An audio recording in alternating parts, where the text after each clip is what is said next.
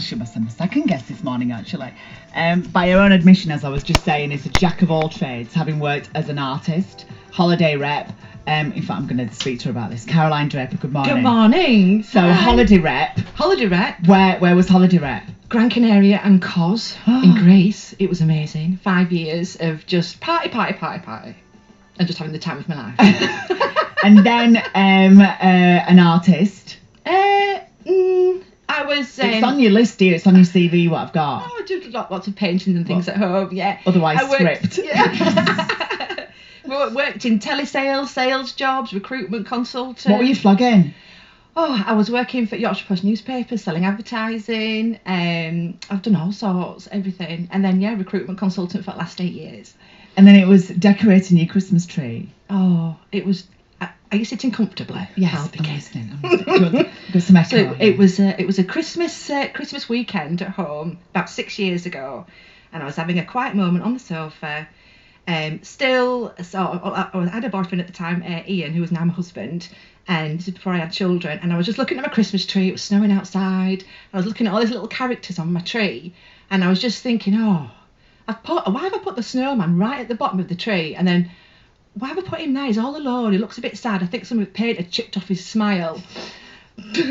And I thought, well, all these little characters, and I just thought, let's just think about the characters and all these little personalities that they might have, and what's his mission, and why is he down at the bottom of the tree and he's all alone? I thought, what if his best friend is the Christmas tree fairy? So I thought, right, he's on a mission. He's got to get to the top of the tree before Christmas Day morning. That's when the magic dies. He can only be alive on Christmas Eve. He's got to get to the top. Let's talk about his journey. What's the journey going to be? And then it just went kaboom. And I've got everything written down, wrote it all down, wrote it in literally 24 hours. And that was 6 years ago, and I never did anything with it.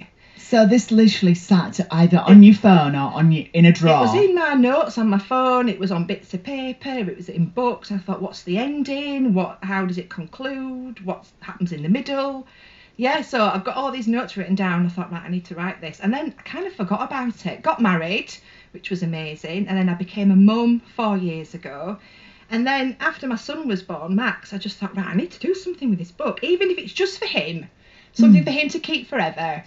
So I thought, right, I need to get this written down. And each year in those intervening 6 years, when you put the tree up, and you put the snowman back on. Absolutely. Did you think about this book? Did it pop back in your mind? Every Christmas. And I think it was maybe 3 or 4 years. I finally came up with the ending.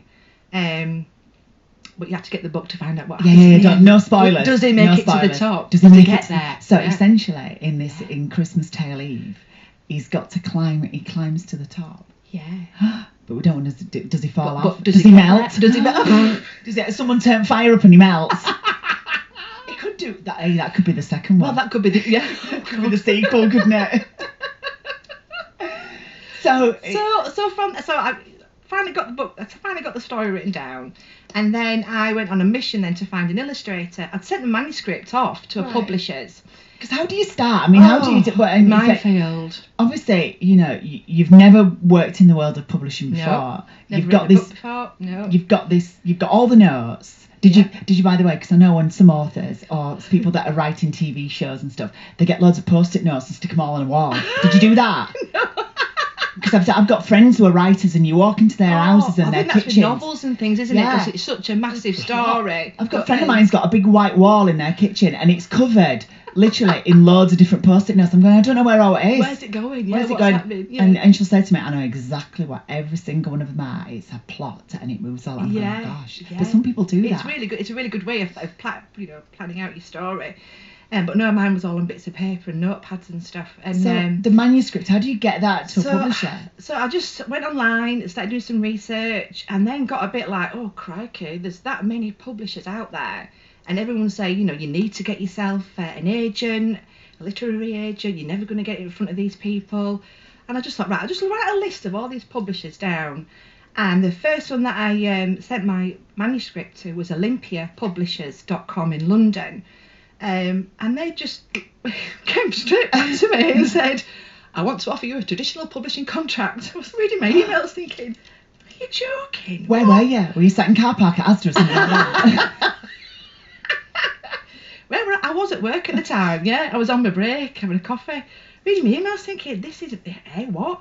And I rang them up and I said, oh yeah, we think it's fantastic, it's got considerable merit, we'd like to offer you the contract. I was like, what? No fees, nothing to, no, so we're right behind you. Did you ring Ian straight away? Rang Ian straight away, rang my mum, rang my dad, rang my friends, rang my neighbours. And then you speak to Olympia. And they said, right, you need to get yourself an illustrator. So I was like, oh, that's going to cost a fortune. So I went on to Facebook and just did loads of Facebooking and got messages out there and found an illustrator called Leah Rowe. And I'd seen her illustrations in the past. And I just thought, she's so good, she's going to cost me a fortune. So I thought, well, in the meantime, I'll just message all the other ones that I quite like. And they all came back to me and the fees were just phenomenal. I thought, I can't afford this. And then I thought, do you know what? I've got naught to lose. Get in touch with Leah, send her your manuscripts, see what happens. And she came back to me and she said, I think your story is absolutely fantastic. It's such a magical, lovely story. Please, can I illustrate it? I'll do it for free. You're joking? No. I was like, are you serious? She said, well, I only do it as a hobby. It's not like I've got an established business or anything like that. I just do it as a hobby. So I said, what do you do? She said, well, I work as a receptionist in a car dealership. What are you doing working in a car dealership when you've got all this talent and it's all going to waste? She said, well, let's meet up, let's have a chat. And we had a lovely first meeting and we had afternoon tea together and we just got on so well. And I think we were there from 11 o'clock in the morning until 5 o'clock at night, just bashing it out, coming up with all these ideas for the pictures and the illustrations. And so she said, then she rang me up a few days later and she said, look, I'm quitting my job. I need to do this full time. I need to get my confidence back. And so she quit and just illustrated my book, got it to the publishers, and it's available on the 28th of November. Amazing. Now, you said you were going to bring a copy in, but they've not arrived yet, have they? No, well, so my personal copies are being printed on Friday, and they were hoping to get them in the post by end of play Friday morning, depending what time they came to the publishers. But I reckon by the time I get home, there's probably a box waiting for me. So that's going to be a real moment when the box arrives, and you need to video it. Yes, I'll FaceTime it and I'll video it. Do something, capture that moment, because when I spoke unboxing, like on YouTube.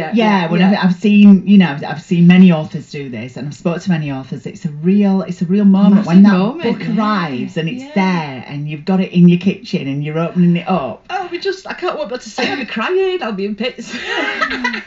So it's available. Is it a week on Friday? Did you say? Yeah. It's available to pre-order now. Right. So if you go on to Yeah. Can I mention that? I've got a piece of paper on my notes for it. So if you go...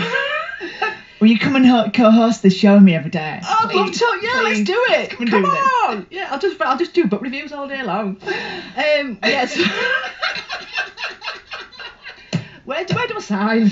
I love what she says. I've not read it. Sanjeev, boss, give her her own show. She's amazing. Please. Let's have a coffee. Let's talk. Right. So waterstones.com. If you go on there, you can pre-order it. There's amazon.co.uk, olympiapublishers.com, and Foyles, which is amazing. Wow. Because that's one of the biggest bookshops in London. In London, I had lunch where I'd like to friend. Yeah, I've never been. Yeah. It's like the Selfridges of London, isn't it? It is, isn't it? There's a lovely, they do some gorgeous food. There's like a little cafe upstairs as well. I think it's on the 4th floor. A few weeks ago I met my friend Dan. It was lovely. Oh, but if you live in Yorkshire, which most of you do, there's Glamorous Gifts in Rothwell. They're ordering copies in, so I'm going down there to sign some copies. So Glamorous Gifts in Rothwell. There's Castlegate Books in Knaresborough, the Little Bookshop in Chapel Allerton, and the Bookcase in Hebden Bridge. Oh, the Grove in Ilkley as well. Amazing. So if you've got them all in. If you want to get a copy of A Christmas Eve Tale, it's C.L. Draper, isn't it? Yeah, C.F. Draper. C.F. Draper, and it's called A Christmas Eve Tale. It's a perfect book to read to your kids on Christmas Eve, ages 2 upwards. I'm just so proud of you. I can't believe all these jobs that you've done, and this is it. Finally, I'm doing something I absolutely, truly love, and I should be doing. So, have you got a sequel? Or have you got another one planned? I've got a sequel. Have you? Yeah. You heard it first on here on BBC Radio Leeds. Yeah, I'm thinking how they want to go out. They want to go out. They've been stuck it up in the loft in boxes, and they've been on the tree, and they want to go out and they want to go play in snow.